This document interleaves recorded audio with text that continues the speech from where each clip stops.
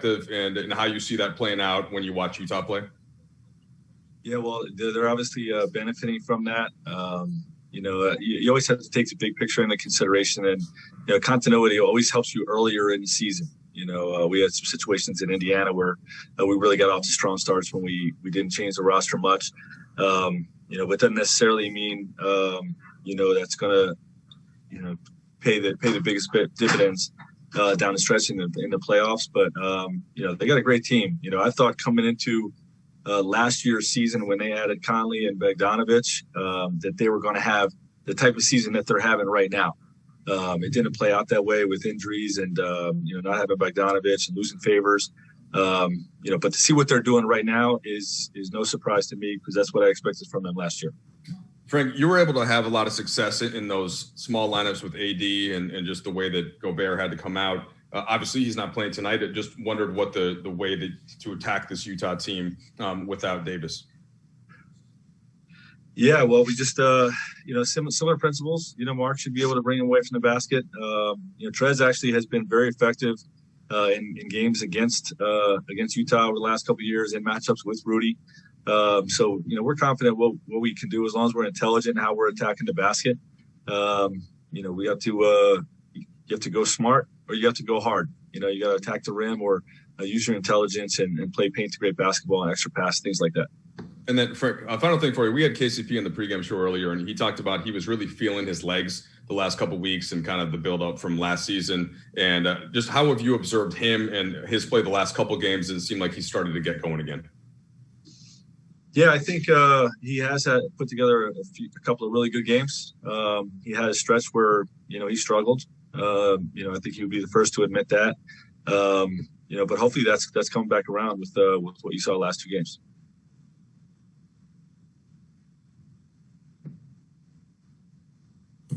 Kyle Goon, please. Hey, Frank.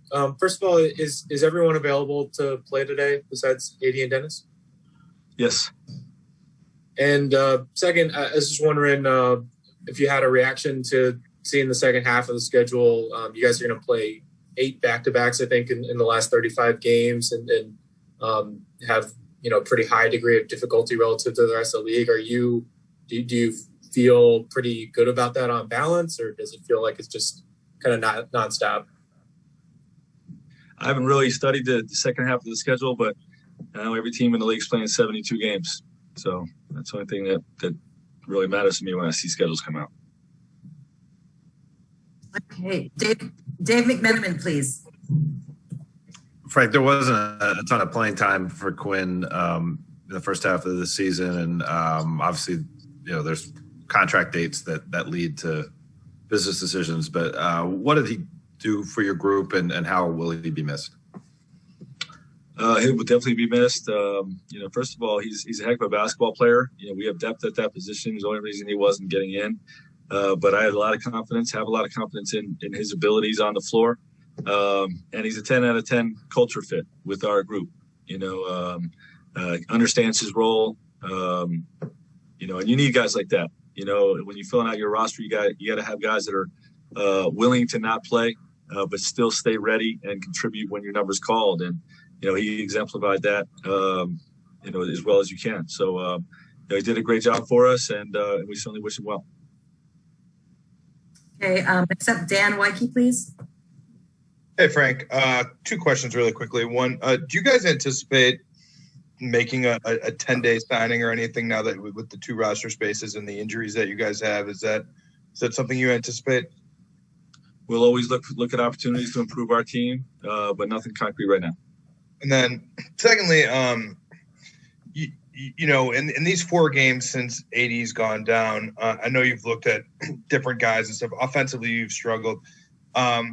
Is there an opportunity for a guy like Talon? I know I've asked you about him before. It seems like he's a guy who can go create a little bit. Is there an opportunity for him to maybe take on a little bit of a bigger load offensively in this stretch right now? Yeah, we need everybody to pick up a little bit of the slack.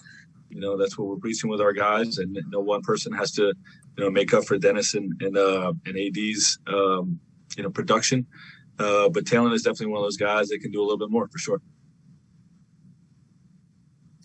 Okay, Yvonne, please. Hey, Frank.